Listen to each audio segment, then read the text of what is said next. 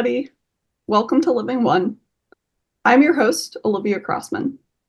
Living One is Kerulos' monthly webinar series, now in its fifth year. With guest speakers from around the world, we listen into how people are bringing their ethics, minds, and lives into alignment with nature for earth and animal liberation and revitalization. We ask the question, we know what's wrong, but what does right look like? Most importantly, how do we get from wrong to right? When there's so much to change and to heal, where do we begin? What's the first step? What is the path each of us can undertake to make positive, deep, transformative change, not only as individuals, but as a collective whole? What is ours to do? Let's talk about it. This year, Living One hosts and hears from individuals who have forged a range of unique and inspiring paths to help transform and heal Earth, animals, and human society. Join us for another year of rich conversations to learn how, individually and in community, we can take the necessary, concrete, timely steps towards a right world, a world of peace and wellness for all Earth beings. Our guest today is Paul Moss. Paul has an undergraduate degree in biology and master's degrees in agronomy and marketing. He is currently a PhD candidate in the Department of Geography, Environment, and Society at the University of Minnesota. Paul is co-founder and executive director of the Plant Initiative, a nonprofit organization working to increase respect for plants, and has also served as executive director of the Minnesota-based grantmaking Cottonwood Foundation since 1992. He worked as a planner and program coordinator for a state of Minnesota environmental agency for 28 years on issues related to community sustainability, climate adaptation, and has previous experience as a marketing manager with a large food company. Paul has a strong commitment to increasing respectful treatment of plants and is interested in plant ethics, plant rights, and plant liberation. Before we begin, I'd like to take a moment to acknowledge that we are all currently on various different Indigenous lands. I am currently on the ancestral homelands of the Council of the Three Fires, which includes the Ojibwa, Ottawa, and Potawatomi. This land exists also as a place of trade with other Indigenous communities, including the Ho-Chunk, Miami, Menominee, Sauk, and Meskwaki. The Kerulos Center for Nonviolence is located on the homelands of the grizzly bear, Takelma, Daku Bedite, coyote, coho salmon, golden eagle, and gray wolf. Finally, we ask that all of us participate with full respect and attention to each other in the spirit of peace and wisdom that Living One seeks to foster. So without further ado, we welcome Paul Moss. Thank you so much. It's an honor to be here today. Thank you. It's great to have you here, Paul. Thank you. To start us off, do you want to tell us a little bit about what you cared about as a child, and was this encouraged? Sure. I was always interested in the natural world and really always was sensitive to it. I liked, animals and plants and was just fascinated by it. My parents really helped to increase my interest in that. And they gave me a lot of opportunities to learn about the natural world. And even though we lived in the city, we would take, family trips to various places. And it was a great opportunity to learn about, all the different types of organisms that live in ecosystems in North America. So I really got a lot from my parents, but I had always a predilection to and preference towards connecting and understanding the natural world. It's beautiful. And that's great that it was so encouraged in you as a kid. I'm sure that helped it flourish over your lifetime. What is it that you're working on right now? If you could tell us a little bit about your present work and worldview. Sure. Well, right now as you pointed out in my introduction, I'm the co-founder and executive director, a volunteer for the Plant Initiative. And the Plant Initiative was started in 2020. And it's basically an organization whose mission is to try and increase respect for plants. And that's been my main interest for quite a long time.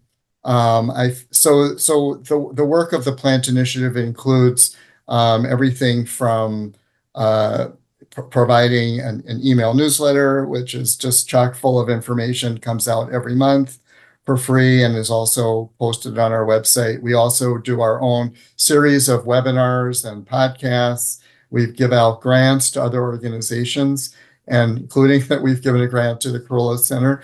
And we also, are trying to work in partnership with others to build a network of people that want to think about plants in a kind of a different way. But we're basically an advocacy organization that's trying to look at the way that people treat plants similarly to the way that in the animal advocacy movement, animal liberation movement, uh, people think about, trying to treat animals respectfully. So we're just trying to extend that to plants, and not necessarily just stop at plants. We're certainly advocate for treating fungi, microorganisms, and even beings that are considered non-living respectfully. So it's just a question of trying to go beyond maybe some of the lines that exist in the way that people think about the natural world, and to try and think about plants as, sentient, intelligent beings that deserve to be treated respectfully, not just because they're sensitive and sentient and conscious or intelligent, but just because they're alive, and everything that exists really deserves to be treated respectfully. But it just seems that plants have been neglected really for a lot of different reasons, and haven't really been included in maybe people's circle of care the way that I would think that they should deserve to be. And so it's really been our mission as an organization is to try and get people to, be more aware of some of the opportunities there, and some of the possibilities that are involved in looking at plants differently. Yeah, that makes so much sense. Was there something for you that kind of directed you to this perspective on plants and their sentience, or all beings, all things as sentient and deserving of respect, or was that something that you kind of grew up knowing? That's a good question. I can't think of any maybe specific thing that pushed me in that direction. I've always been interested in, maybe issues connected with the paranormal, or alternative ways of looking at things in the world.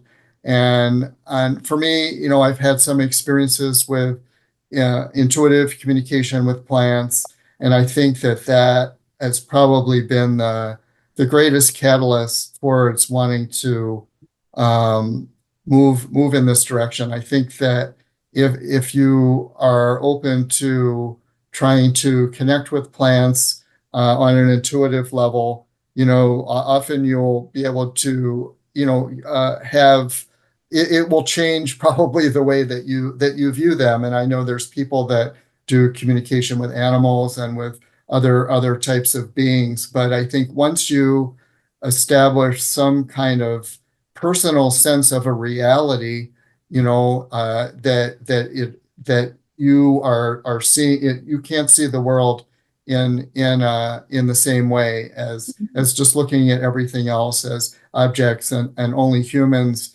as possessing, consciousness and intelligence. So I think that it's kind of having experience with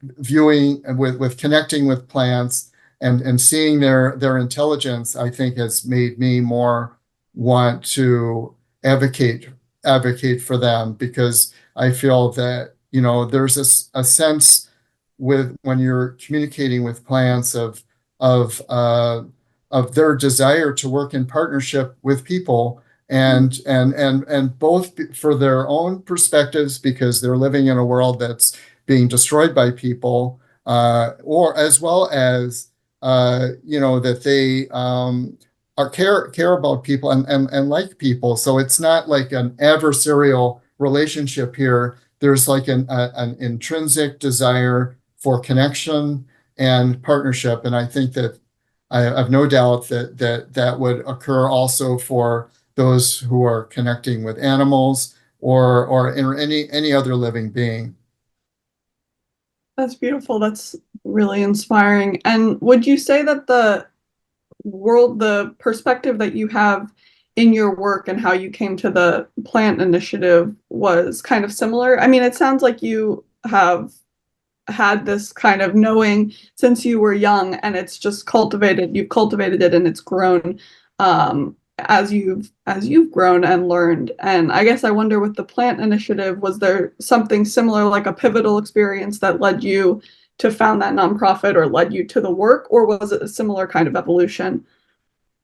Um, I think when I was a kid and a younger person, I think that it was pretty undeveloped, and I would have a tendency to think about, wouldn't it be interesting if plants could feel or communicate or what is going on inside a plant. But it wasn't, I think, until I started having more, personal experiences with this intuitive communication, probably in the early 1980s, that it started to be a sense more of a potential for a sort of a mission, or an assignment, or whatever, something like that. So I think the plant initiative grew out of a conference that we held in 2021 that I organized, that was, along with others, that was called, Toward a New Way of Being with Plants. And that website is still online, and as well as recordings of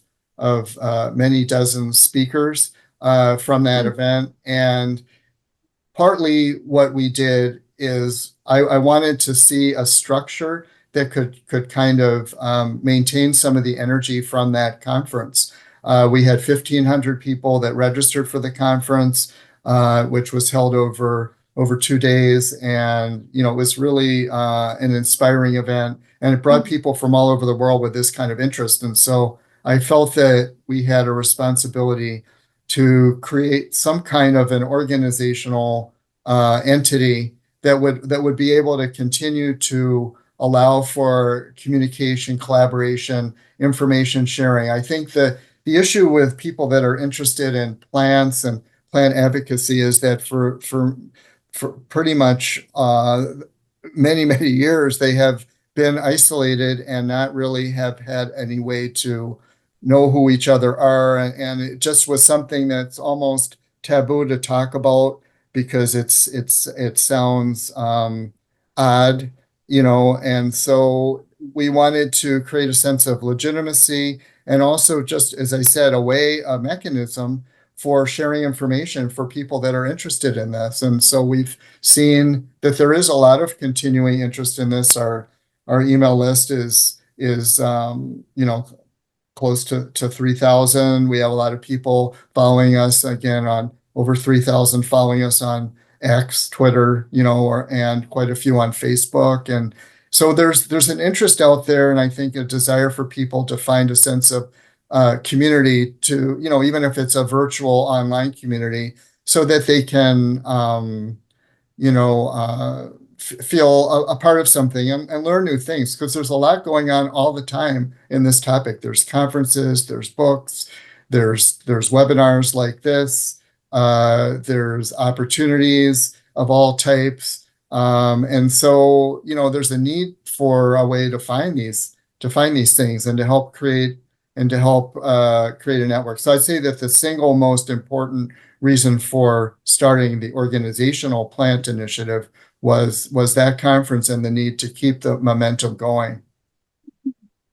Absolutely. And I mean, that was just the topics that you touched on there was a huge part of why we focused on what is ours to do, so to speak, for this Living One, was just to give people an opportunity to connect with others doing work that they're interested in and hear about those paths. So everything you shared there that's incredible. And I'm sure it's been transformative for people to know there's others out there doing work that they're interested in or have never let themselves fully be interested in. So that's great. Thank you for doing all of that. Sure. Could you tell us about any other paths that you might have explored on your way here, if there were any? Sure. Well, I think in most people's lives, there's many paths that they go on. Not everyone. Some people have the experience of just knowing what they want to do when they're a kid, and then and then just finding that niche and then doing that for their whole life. But I think most people go through a period of exploration and trial and error. And I certainly have. I'm 67 years old. So for me, I've had a lot of, life experience in doing a lot of different things. So yeah, I'd say for me, my original path, because as I said, always liked, animals and plants from when I was a kid. It was more towards science. I kind of thought, well, that's the way to kind of, be around animals and plants and learn more about them. And I feel like I kind of that didn't meet my it didn't really wasn't really the way that I looked at animals and plants, the way that scientists looks at it, Mm. and it's science can be very reductionist and just looking at, breaking things down to simple little pieces, and it has its own kind of frameworks that can be very rigid in terms of what could be considered true and what's not true. And I Yeah. was always, I like to look at things on the edge and in different ways. I always thought of things kind of differently. So science was probably more conformist and rigid from that would appeal to a personality like mine. And also, I think one of the problems with the biological sciences is that you're doing often research on animals and plants in a way that's not particularly kind to them. You're doing experiments, or you're harvesting them, or you're sampling them, and so I think that's also somewhat problematic. Yeah. That if you're a botanist, let's say you're gonna cut pieces of plants, put them, and dry them, and put them in a herbarium and identify them, and and I would say that in terms of science, I really felt that probably wasn't the right path. Then I was always interested in, in more environmentally friendly ways of doing things. And so I decided, well, I was interested also in social justice issues. So I decided, well, I wanted to get involved more in agriculture and agronomy. And I was interested in organic agriculture. So I'm just giving you this broad brush, just what happens in a life, just as an Yeah. example, that it's not a linear thing in anyone's life. And so I wound up, studying how to grow crops and things like that. And again, there were, involved using pesticides or all types of issues that weren't so great. So, and then I mean, I've just done a lot of different things in my life. I lived in Israel for a while. I came back. I worked as an editor, and then went back to business school to try and figure out how I could do something more with organic food in the food industry. Then wound up working for Pillsbury in marketing, for Green Giant for several years. And then I just decided, no, I didn't want to be in that kind of environment, in a corporate environment. And then I wound up at the state of Minnesota, where I worked for 28 years on sustainability issues. And that for me was a really great way to learn and to also continue to have the ability to reinvent myself. So I would just say, to answer of your question, there for people that want to change the world or want to improve the world, there isn't always a very clear path to doing that, and so it involves trying various things, being involved with things that you think may lead you in the right direction, and then they don't necessarily pan out that way. I think one thing I've learned in terms of finding a life path, which I think is probably helpful for anyone, is not to use your rational mind in terms of trying to figure out what path you want to go in. It's more to kind of listen to your heart, to just your intuition in terms of where you're drawn and what direction. And even if it doesn't make sense to you, if you're like drawn in a certain direction, then I think that's important to honor that and to move forward with that, because I think the way the universe works, or seems to work, is more on that level. It's not like working through strategic planning and coming up with lists and priorities. It's more about just kind of just being pulled in a certain direction and allowing yourself to go in that direction and to trusting that that's the direction to go, I think. So if your intention is to try and change the world or make the world a better place, or you're attracted to a certain type of problem that you would like to try and solve, then I think that it's important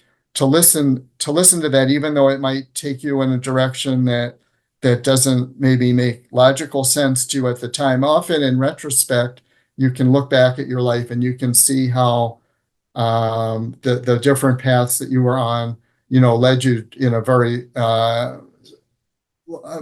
instructive way to where you wound up. But it wouldn't be obvious when you're going through the process. It's only looking back on it you can say, oh, that gave me this experience. And so part of my going back to school, which I did after I retired from my job in 2018, I've just seen that this is integrating a lot of things in my life about views about ethics of plants and agriculture and social justice. And so it's just, but again, it just kind of was just, I was just somewhat drawn to going back to school. It wasn't like I thought, oh, now I'm going to rationally, I'm going to just achieve these objectives.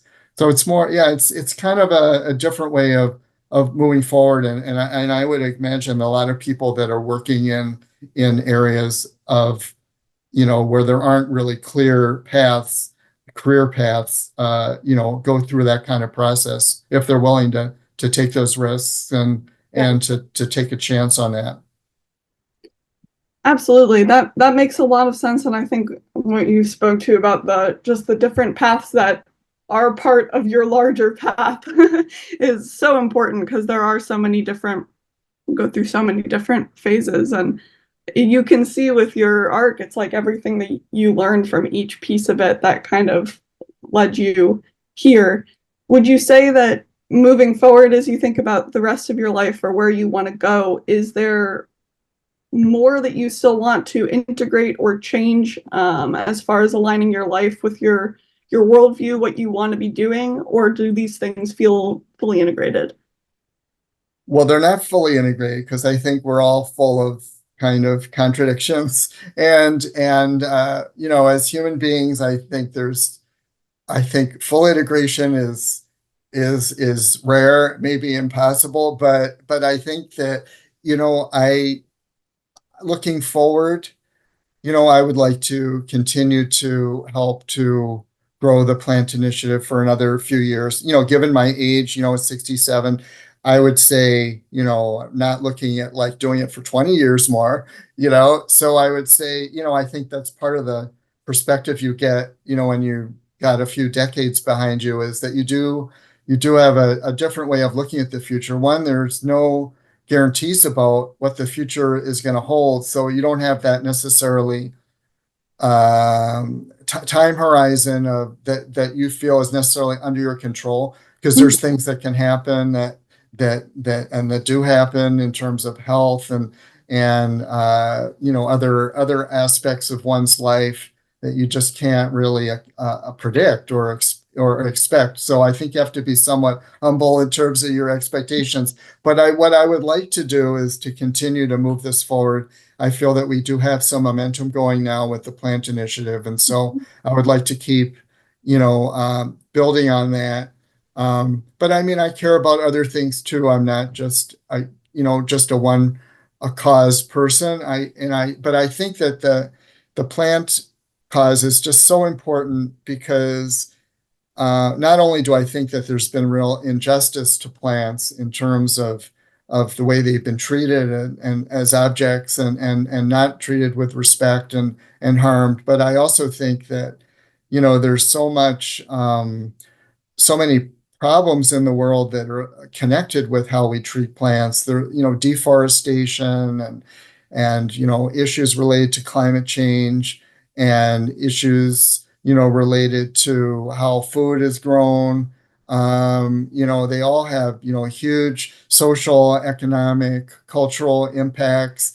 And so in a way, it's if people start questioning the way that they're looking at plants, it could have a broader transformative way of affecting other things in our culture, because a lot of our current civilization is really just based on the foundation of exploiting everything that it can, and including plants, because if you look at who's who's living on the earth, and you look at just the biomass of earth, it's mostly plants. And so when you're thinking about exploiting things, you're mostly, in terms of at least raw biomass, you're mostly exploiting plants. So I think I'd like to kind of see some progress being made. And I think that even the fact that your organization, which is focused a lot on animals and earth, is open to talking about this and to featuring this in the webinars that you've been doing to talk about plants. That's really important, because I think it's only by building partnerships with other entities and individuals that are interested in moving the world to a better place that we're going to be able to make the kind of progress that we need to make. Absolutely. And I completely agree. And just with your support earlier in the season, when we had all those individuals on to talk about respect for plants and their experience with plants, I know we all here learned so much about integrating that with what we're already doing with animals on the earth. And so you're exactly right. It's these kinds of communities are so transformative. Um, and with everything that you were saying about the plant initiative, I know you've written a piece called Towards a Plant Advocacy Movement, which for anyone who's interested is posted on the Plant Initiative's website. And we can also send the link after we jump off today. But this describes some of the challenges that you have faced in the movement. Do you want to tell us a little bit more about why you wrote this and what kind of barriers you've experienced in this movement? Sure. I originally wrote it as a chapter for a volume, and it wasn't included in the volume. And so I wanted to at least put it out there for people to see it. So we put it out there through the Plant Initiative. But, I think the document identifies a number of different trends that are supporting a plant advocacy movement, as well as some that are challenges. Now, I'll just briefly mention a few of these. And if you're interested, you can certainly read the document. It's not super long. It's like 15 pages plus a bibliography, and it's not written in a very super complex way, although it's a scholarly document with a lot of citations. So in any case, what some of the factors that are supporting this movement are, there's been a lot of different scientific research that's been done in recent years that's starting to really look at plants and how, their level of sentience, intelligence, things like that. And not necessarily through a supernatural or paranormal way, but just actually looking specifically scientifically through the regular scientific procedures at, what can plants do. And they see how plants can communicate things to other plants, how they can, in a way, speak through volatile chemicals that they give off through their roots or through the air, that they can warn other plants, they can share nutrients between themselves, they can remember things, they can hear things. There's a lot that people are finding out. So I don't like the idea that you have to base respect for a being on their specific skills and talents and abilities, because I think that's not a good way to go. But I think it does kind of illustrates the injustice of treating these beings as just like raw material when you see that what's going on there. So in other words, I would say it's not the plant's claim to being treated respectfully based on their abilities, because even people have plenty of abilities and they're treated horribly. Just read the newspaper or watch TV. So that's not enough of a guarantee. And same with animals.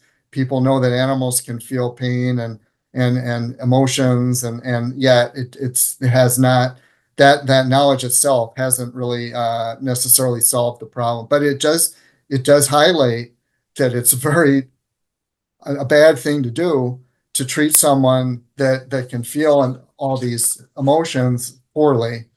And then just a couple other things that were supporting this movement. That in the academic world, There's been people that are thinking about environmental ethics and philosophy, and they're starting to think about plants. And there's several examples of these, like Matthew Hall and Michael Marner, and that. So there's an intellectual basis being drawn for having this kind of movement.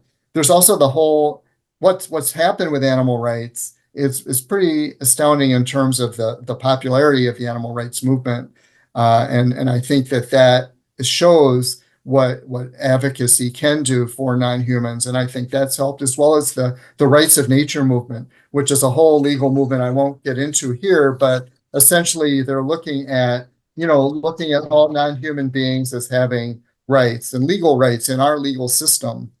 There's also the indigenous people have continued to look at plants as relatives and relations and in a reciprocal relationship with them. And as the mainstream society, the dominant culture, starts to act more respectfully towards indigenous people, which I think it is, that also helps to bring these issues about plants to fore, because plants are very integral, as a relative for many indigenous cultures, and have been for many, many years. And I think as indigenous cultures are more respected, and look at the popularity of Robin Wall Kimmerer's book, Braiding Sweetgrass, and others. So that's another thing. And then I think just the fact that our world is just kind of falling apart biologically with climate change and biodiversity loss, that there's a need to protect what we have. And as I said, most of the living biomass on the planet is plants. And then lastly, I guess just people are starting to understand the connection between human health and looking at green things and being around plants, and are starting to draw these connections between our human physical and mental health from that. So those are all things that are saying, hey, we're primed for this. In terms of some of the challenges that are involved, there's no real definition of what would a plant advocacy movement be. What does it mean? So there's no definitions. There's lots of unanswered questions. Should the movement really be focused on just better treatment of plants, but they're still, being used in the same ways, but maybe more humanely? There's strains within the animal advocacy movement that are doing that too. Or is it more about plant liberation? It's plants, need to be considered in a whole different way, not as something to be used, not something maybe to be used more kindly, but just to be treated in a very different way. There's no real movement right now. There's a lot of organizations that exist in the world. They're doing things towards plants, maybe protecting forests, maybe protecting wild native plants or endangered plants, urban trees. There's all kinds of organizations that are working to promote maybe veganism, which indirectly helps plants too, because a lot less plants are killed if you're not eating meat, because meat's a very inefficient way of using plants. It's much more efficient to just eat plants themselves instead of eating animal products. So anyway, there's all types of disconnected things with that. And then there's also a phenomenon that's called plant blindness, though, which basically makes anything to do with plants just being kind of categorized as a less important thing. It's just because plants don't move the way animals do. Plants don't have faces like animals do. It's harder for us to connect with them, and so it's easy for plants to just kind of slip into the background. And it's a phenomenon that's been talked about if you look it up, plant blindness. And there's also just, as people get more involved with technology and stop connecting as much with the natural world in general, they just stop seeing maybe as much of what's going on in the natural world. So that's another, I would say, real challenge. There's also a huge elephant in the room, so to speak, is this a huge conflict of interest about plants, because we as humans, as animals, we need to eat plants and to kill plants to live.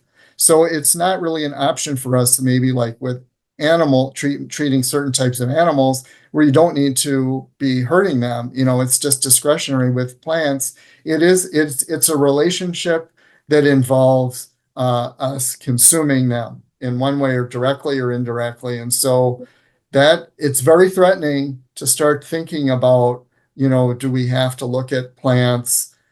It's not like you could just put plants on the shelf and say, well, we're not ever killing plants. We're not taking anything from plants. We're never harming a plant. So it involves a more of a way that indigenous people look at plants, which is that we're in relationship with them. We have to take from them, and that's the way the universe works, is that some lives feed other lives, but there has to be a sense of reciprocity here. There has to be, okay, we're taking from them. What are we giving back? Right? Yeah. So it's not like we can just say, well, we're not going to take anything from them. We have to. So it's a question, what can we do in our relationship with them that encourages their lives, that respects their lives, don't waste their lives, don't, Yeah. treat them poorly, don't abuse them, do things that you need to survive, but it has to be in a way that's respectful, that you're taking someone's life. Then there's also just like opponents to this movement. There's people that just obviously mock it. It's very threatening because, you have a whole society that's based on kind of in a guilt-free way, doing whatever you want to plants for the most part. Not every plant. There's certainly plants like giant sequoia trees or others, certain plants that people do treat respectfully and don't just abuse. But there's if people start thinking about this whole additional moral calculus that they have to have about how plants are treated, and is it wrong for us to harvest plants in a certain way or to grow plants in a certain way? It's like it's an unwelcome question for most people. Mhm. Okay, they don't really want to go there. Mhm. It's and we're used to having the license to just do whatever we want. So I think people would prefer to think, well, that we can do whatever we want with them. But so there's opposition that would, if this gets more momentum, you can expect that there'll be more opposition. And that's happened with animal movement as well. And then there's also been a sense of lack of implementation, like, well, what would it even mean?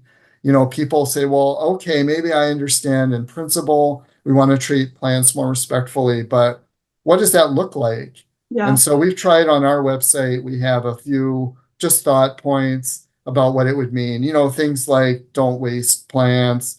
Don't, if you have a plant, that you're caring for it, take it seriously. Try and support efforts that are protecting plants or whatever, but there's things that you can definitely do, Mhm. but they haven't really been tied together that much. So those are some of the challenges as well as the opportunities with this movement, and those are outlined in that report.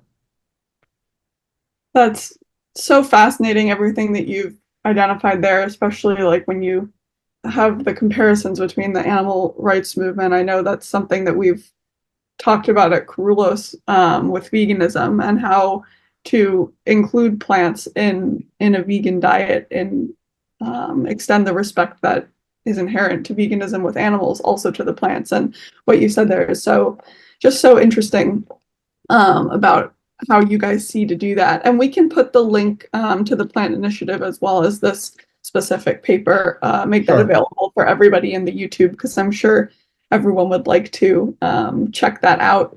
But is there anything, I know you've identified, quite a few of the barriers and some of the paths to overcoming them. Is there anything that you would like to add as far as like a path forward, how to implement that, or what we can all do to support that?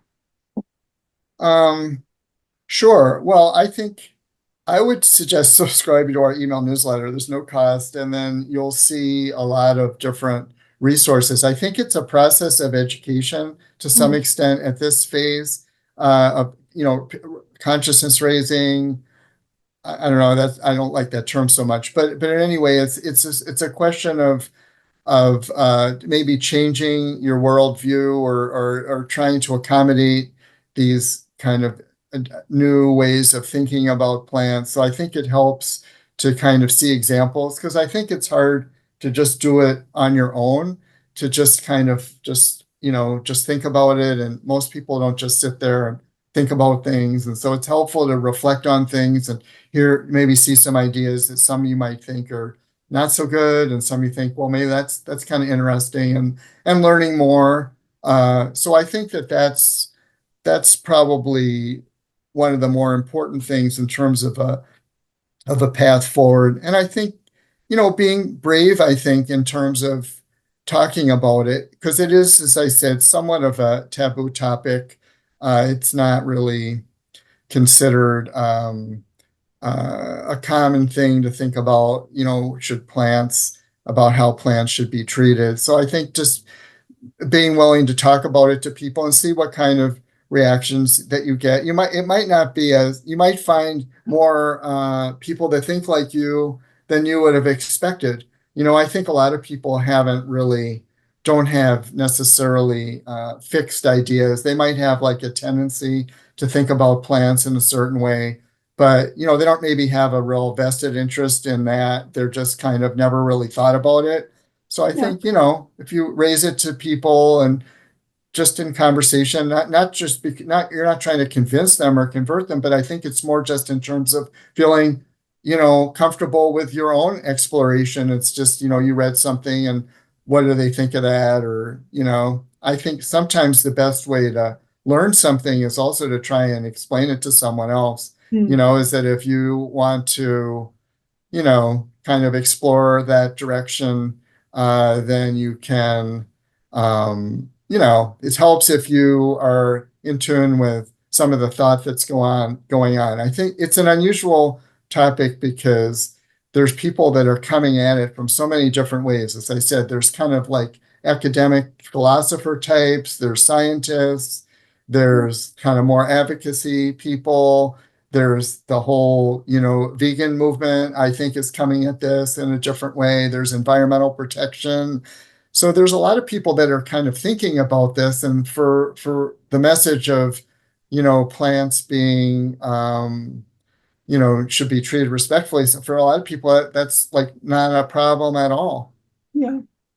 Yeah. Yeah, absolutely. And what you've said just about it being a process of learning and just making this kind of reckoning in your own life is so critical, and it's so great to have conversations like this because it is everyone learns so much from them, and that there's a community out there to explore this with. But Living One, we talk a lot about a right world, and so from your perspective, if there were a plant advocacy movement, if that took off, what would the world look like? What does that look like to you? Um, you know, I just point out there was one of the women who did a talk at this 2021 conference toward a new way of being with plants. She answered that question, and it was interesting. It was like, what would it look like if plants had rights and trees had rights? And it's um, Joan Maloof was her name. She's the director of the Old Growth Forest Network. But anyway, she did a short video just kind of exploring that possibility. So I think it's an interesting question that I think we could all like kind of think about. What would it mean? For me, I guess it would mean that some things wouldn't look very different at all, perhaps, in that, we do have to eat and we do have to use plants. But I think one of the things probably would have less food waste or less waste of agricultural and forest products. So I think that would be one thing. I think you would have more protected areas of being, plants that are endangered, or more protection of intact plant ecosystems so that they can survive. I think you would also have more people that were willing to engage in intuitive communication with plants, so that it would be not just based on, rational morality or ethics or something like that, but based on personal experience, so it would be um, based on that as well. So anyway, I think that there's a number of different ways that this could really help to change the way that we're looking at things. And I think another impact would be that it would help to start addressing some of the problems of climate change, and that you would have, these plant communities are able to absorb carbon dioxide from the air. And so when you start, there would be some benefits to people as well in terms of our mental and physical health, in terms of ecosystem survival. It would be beneficial, really, really, for everyone. So I think it's a path that, in a way, I see it as a win-win path. It's not necessarily going to be without challenges, because it would involve retooling various aspects of our economy and the way we do things. But a lot of the ways, for commodity plants that they're being used are not very healthy for the planet or for people, Mhm. and so, it would reduce those kinds of activities as well. So anyway, I see that there could be a lot of different inspiring ways of looking forward that would be. But I also believe in creativity, that when, if you have, not just me and just a few people thinking about this, if you had, let's say, a million people thinking, like, well, what would it mean if, plants were treated more respectfully? What would the world look like? I'm sure there's way more positive things that would come out, and inspiring things as well. Yeah, absolutely. Absolutely. And I'm sure there's so many steps and little actions we can all take to support that, but that's an inspiring perspective. I hope we get there. Before we wrap up, is there anything else you'd like to share, resources with our audience, or any last words for our guests? Um, no, I just appreciate people's interest in this, and I'm glad that you took the time to either watch this live today or are watching a recording. And I hope that you'll check out the information on the Plant Initiative website, maybe attend some of our webinars, which are free. And our web link is plantinitiative.org, and we're on social media as well. So I just appreciate that Kerulos and all of you have chosen to spend some of your time thinking about this issue and what it might mean for you. And I guess, in terms of, just from my perspective, closing thoughts would be just that, when you're thinking about what you want to do with your life, and the various phases of your life, to just be open to kind of new possibilities that are not coming from your rational mind, and to just be open to kind of pursuing directions that intrigue you or attract you. I guess that's probably the one of the most helpful life lessons I've learned from my own experience. Excellent, excellent. That's great advice. And I know I've learned so much today. Paul, thank you so much for being here and taking this time with us and sharing all of your insights. It's been really fantastic. Thank you. If anyone has any questions or comments that they'd like to share with Paul or our audience, yes, Mike, I see your hand.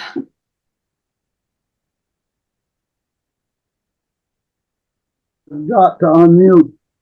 This is very interesting. There's a situation that's arisen in a Joshua Tree National Forest. If you're probably familiar with Joshua trees.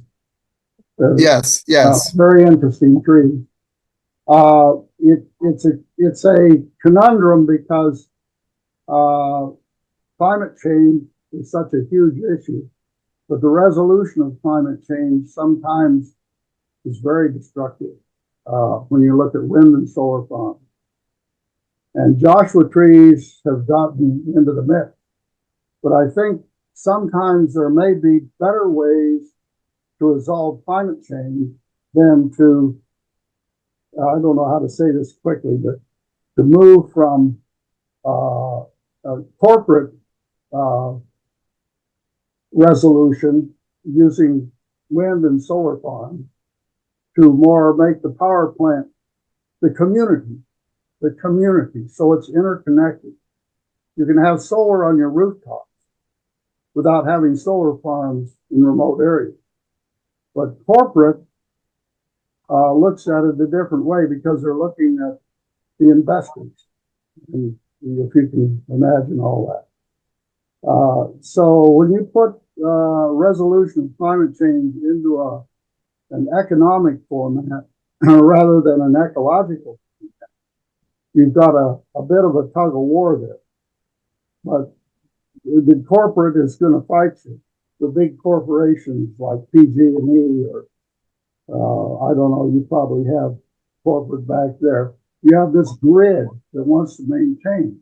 I think lifestyle change and solar rooftop would remove some of these remote areas, put some plants at risk, especially in the desert Southwest, and also all over with these huge wind farms.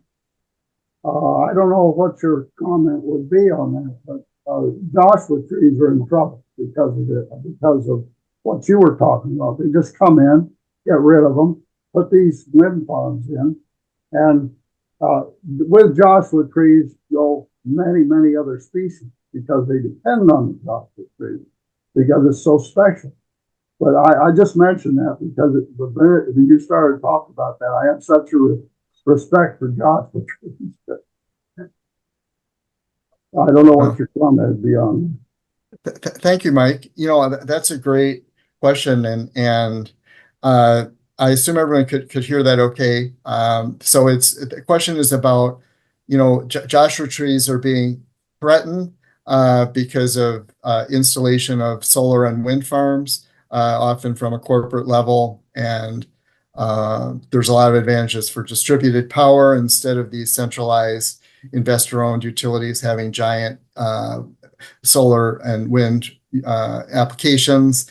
And so I guess, Mike, for me, the thought, one, I agree with you about Joshua trees, and actually the Plants Initiative has actually given a grant to the Center for Biological Diversity for some of their work to help Joshua trees because they're trying to have them be considered endangered species and recognize that they're being threatened. So I think that there's some like legal pushback that is possible in terms of trying to protect communities of trees from being destroyed by various energy projects. I agree, it's kind of a conundrum because you do want to have less fossil fuel production of power and more alternative power, but then how is this power going to be produced and at whose expense? And so I think that it's a definitely a legitimate question to ask.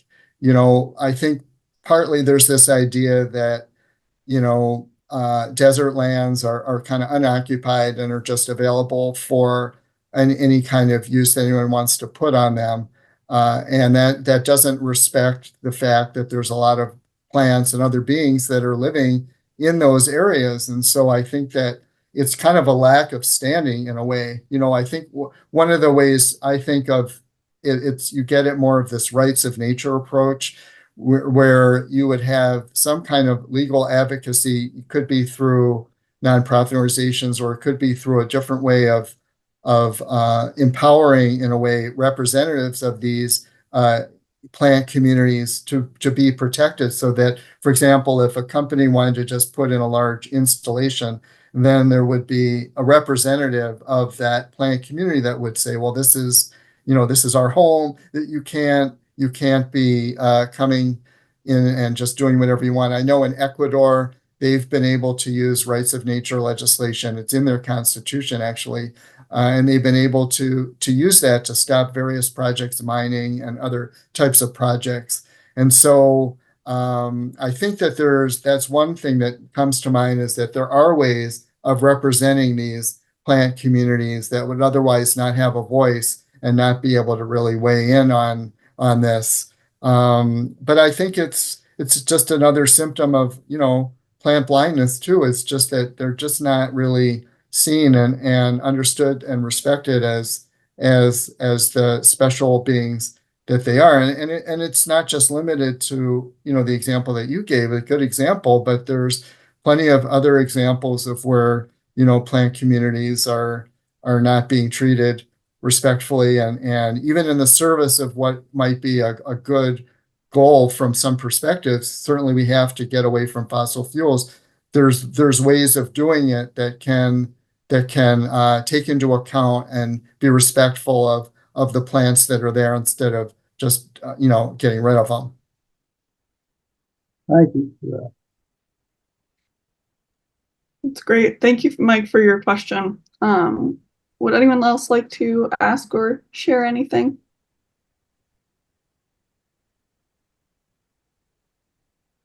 While you're at it, Paul, looking at another very complex ecosystem that's just brutalized is the pinyon pine in the Southwest United States, where they'll chain them. You know what I'm talking about? Yeah. Chaining pinyon pines. That's a brutal, horrible situation. If you've ever seen that or experienced. Is that because the pinyon pine is considered like an invasive species, or I'm not exactly sure why they're chaining it, but they're doing it because they want to eliminate it from the landscape, and or they want to plant something else. Is that what's going on there? The idea is that they want to open up grazing land, just what you talked about. Grazing, you take the original adapted species, get rid of it so that you can put in what you want there, and then just put grazing animals on it and get rid of the pinions. You know what I mean? Yeah, well, so that just Bureau of Land Management does that. Well, that just shows again the connection between, animal agriculture and plants, and in a way that there can be very problematic situations, when you're trying to have multiple goals with the same land. And again, I think because the pine isn't being represented and isn't being, their interests are being discounted or ignored, then you're able to do things, and with that land that otherwise wouldn't be done if you were thinking of having that plant community of pinyon pines being respected for what it is. I'm not very familiar with that completely with that situation, but I know that and in a way it's a very violent and destructive way of removing plants, to just use chains to just like rip them up. So I mean, that would all need to be considered. Yeah, I appreciate that, because they take two D9 bulldozers with an anchor chain, if you can imagine that, and just start going through that forest. Sad. Yeah, terrible. Thank you, Mike, so much. Gay, are you raising your hand? Yes. Nice to hear everyone. Thank you so much, Paul. I have many questions, but I'll try to limit them. Okay. First question, it might be shorter, is do you think that trauma is part of a plant's experience? I'm just carrying through, for example, in terms of, if we're dissolving these lines, and even if we're using the sort of the foundations of very legitimized and validated quote unquote science, plants do have the capacity for psychological trauma, social trauma, and cultural trauma, which have their parallels in non-humans and humans. Can you speak to that a little bit about that concept and your understanding from plants about the trauma?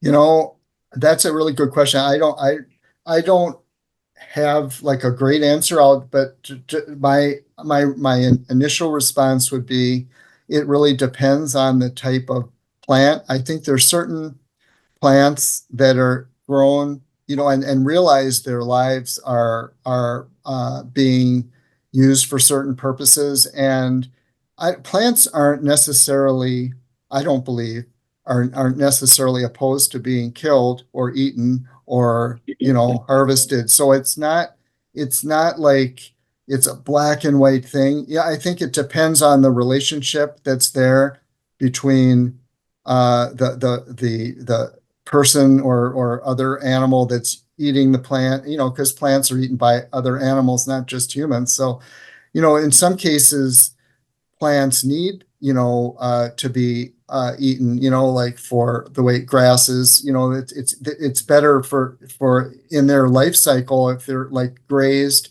versus just allowed to grow up and shade each other out. I'm just saying that there's sometimes it's like a system, like with plants and animals, there's pollinators that are involved with plant life. So it's not like an either or kind of thing. But I do think that there are, for especially, when I would think of like a large tree like redwood trees or sequoia, if they're like treated and abused in a different way that's not part of a relational connection with them, I would expect that they would be feelings of trauma that would be there for sure. So I don't think that it's outside of plants' experience to have some kind of a trauma, emotional or psychological or whatever trauma, but I don't think that it's necessarily correlated to every time a plant is maybe harmed, because there's different reasons for plants to be harmed that might be within the expectations and acceptance of that plant as being part of the circle of life.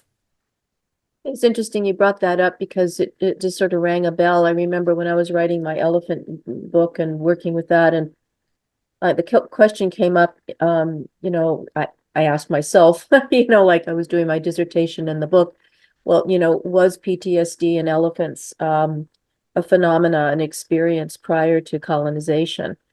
And so I did a kind of a logic explanation, whether it's right or not. This was my conclusion, is that no, because essentially their experiences of like being scared by a lion, almost eaten, or having someone die, whatever the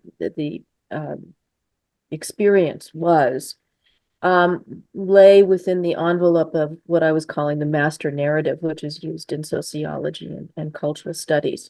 And so just the way you're describing it is in that sense, that you're talking about sort of this envelope of expectations. And so when elephants are brutalized, and they're taken away and then they're broken, or they're slaughtered with helicopters, that's not within that same kind of realm. And and in the sense, there's kind of I don't know if this is true or not, this is just my sense, a psychological, physical, and physiological evolution of expectation and understanding.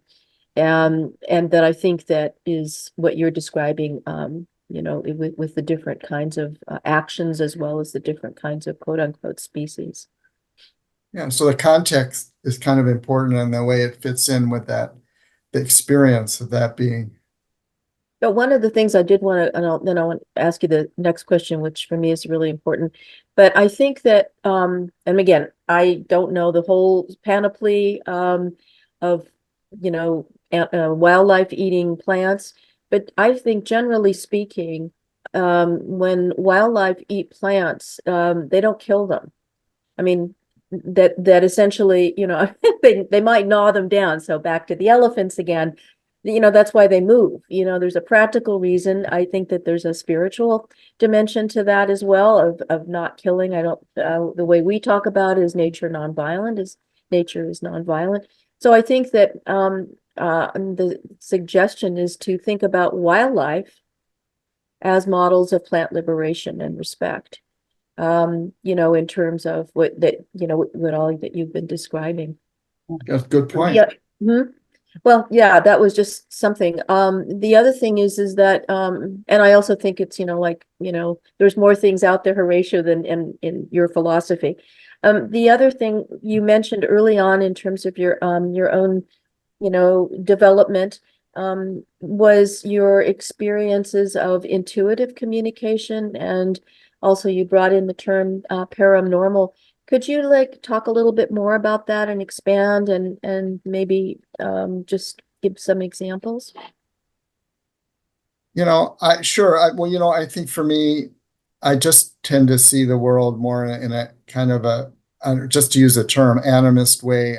That's just the way I intuitively see it, as, you know, everything has some kind of consciousness and is able to communicate. And so I guess for me, it's just, um, you know, and that could be called paranormal, you know, because you're involving like telepathic communication or whatever. But yeah, so for me, it's more just that, um, every being has some degree of consciousness, whether it's a rock or a plant or a animal or a cloud, you know. So I that's just the way I see the world. So I think I've kind of always seen that, and so it fits into, you know, different categories of, you know, what's considered, you know, uh, paranormal or not. But I mean, that's kind of, but if in a way, you know, if you look at indigenous cultures throughout the world, that's the norm, you know. And just in our culture, it's considered paranormal. For indigenous cultures, this is just normal. This is just reality. This is just the way that things are. And so I think that, you know, maybe we all have in some level, some innate, just part of our nature that you know, we have the potential to see things that way, whether we've been acculturated in the dominant culture or not. And so for whatever reason, and there's plenty of other people that are interested in, you know, plant and animal communication and non-human communication, and I just think that it's an I think it's something that everyone really has the ability to do if they're open to it. And it's just a question of, you know, being open to it and being willing to validate your own personal experiences. I don't know if that helps. Yeah, thank you. And I just wanted to say that we were so excited for our collaboration, and your support, because in a sense, you know, by turning the lights on plant blindness as such, you know, it really is in a sense a powerful leverage for animal liberation. And I mean, it's sort of like a sort of, you know, it shifts the frame. So all of a sudden you're not focusing on, you know, one aspect of consciousness and life, and you're expanding it. And then, so the background as such, you know, which is essentially anything but an animal, you know, kind of background, without consciousness, da da da da, is now springing to life. And to me, it's like I think it's an incredibly amazing leverage, to dissolve you know, for de-objectification. Great. All of a sudden, you know, we're being watched. You know, we're being seen. You know, it's not just us going out in the woods or, you know, and enjoying it, and us humans having the agency to, you know, feel good and enjoy and see and things like that. It's really, we're being watched and we're being seen and we're being heard. And so I think that, you know, the initiative and the work that you're doing is extremely powerful. And like you said, it is really powerful. And it's basically, I think, really dissolved a lot about the objectification of animals. Even in the advocacy movement, they're not objects, you know, in other words, that their definition of form as such is kind of gotten blurrier, because of understanding plants, and fungi and rocks and everything, but we'll just stick with the plants right now, is almost been kind of almost that kind of alchemy, you know, to really sort of blur the lines between species and form. You know, one of the things that makes me think of when you talk about going into the woods, you know, is that, and you're being seen and heard, you know, you're among other entities that you can connect with. And so I think one of the challenges in modern society and the dominant culture is just people feeling very alone and feeling isolated and detached. And yet there's this whole, you know, world of beings that are happy to communicate with you and happy to connect with you and happy to collaborate with you. And so it really it offers a lot of possibilities in terms of relationality as well. Mhm. I'll just say one experience, and maybe you'll share one of yours. That where I live and where Kerulos is located at the sanctuary, has been in the family for years. So I was visiting my parents, and you know, and we have these big oak trees here, and I would just love, and I would, you know, in my egocentric way, babble, you know, talk to them, you know, da da da da, and talking to them, and then I had this one moment. I don't really know what caused it, but it was very deep shame. And that was, it's like, here am I, you know, center of the world, telling them all, you know, all this stuff, and I never said, how are you feeling? I mean, whether it was actually verbalized or, you know, kind of shifting my attention into listening, even though I was assuming that they're listening. And that was really quite devastating. I was so ashamed, you know, and it took me quite a while to, you know, kind of not like slouch around and whatever. But I don't know if you had an experience like that, but that to me was really pivotal in my own sort of psychological, I guess we would call it expansion or shifting or change. Well, I think the plants are training us, and maybe sometimes it's you know, can be painful because you know there's you know there's like expectations, you know, I think that they have in terms of like any being of just, you know, having it, they're being part of a reciprocal connection. So I think that, you know, some of the things I've felt from plants is, you know, they can be critical of what you're doing. So I think it's good to approach politely and cautiously and respectfully when you're engaging with them, because they're not, you know, plants aren't like just all like love and peace. You know, they're like powerful beings in their own way, and they have their own culture, and so yeah, so we have to recognize that, and it's they're you know serious things. But I think overall there's a lot of positivity that comes from plants in terms of wanting to help people and wanting to help our culture and our dominant culture to be more kind to them and to each other and to everything else on earth. I think that's kind of what plants want, and that if you try and collaborate with them, I think they will help with that goal. Oh, thank you so much. I wanted to say to everyone, do sign up for the newsletter. It's the most informative newsletter I've ever seen. Incredible. I don't know how you do it, but every single gathering relating to plants on the planet is listed there, and it's copious and it's just wonderful. So thanks, Paul. Thank you. Thanks, Gay. Thank you for your questions, Gay. Izzy, yes, I see your hand. Oh, hello, am I there? Yes, you're here. Hi. Hello, hi. Paul, thank you. I very much appreciate your newsletter. I do receive it and go through everything assiduously. One thing I get spoken to by trees, And one of the things recently that has been sort of repeatedly coming to me from trees is their appreciation of that which is present in an environment. So they are responding to the environment as it is. So, for example, there's a lot of concern in conservation in nature reserves about a lot of deers eating saplings, and that the trees can't proliferate because the deers are eating the saplings. And I had a very strong message from an oak tree that the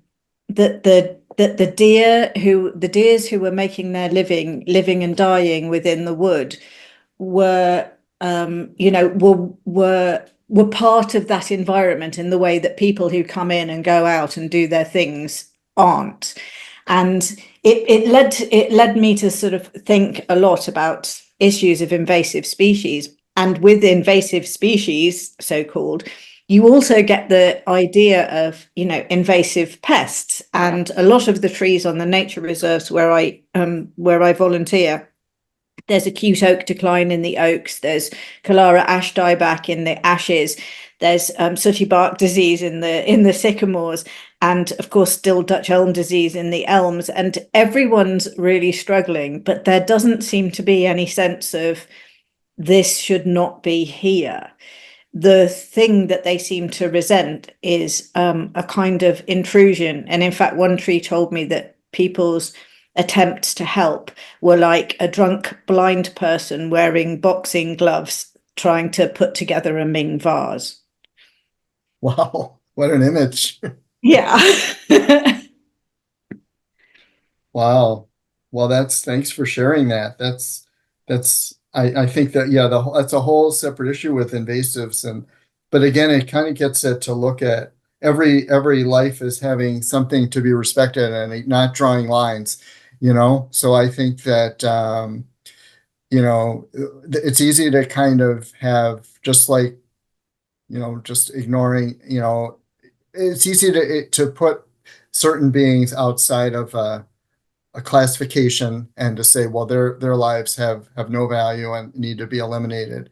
And I think that it's important to avoid that and to try and live with and acknowledge that life is always changing and that there's reasons for all living beings on this planet, and not to kind of eliminate ones that you don't like through a classification system that just puts them at, targeted for destruction. Beautiful. Thank you so much for your question, Izzy. If anyone else has anything they'd like to share or add before we wrap up, please raise your hand or type it in the chat.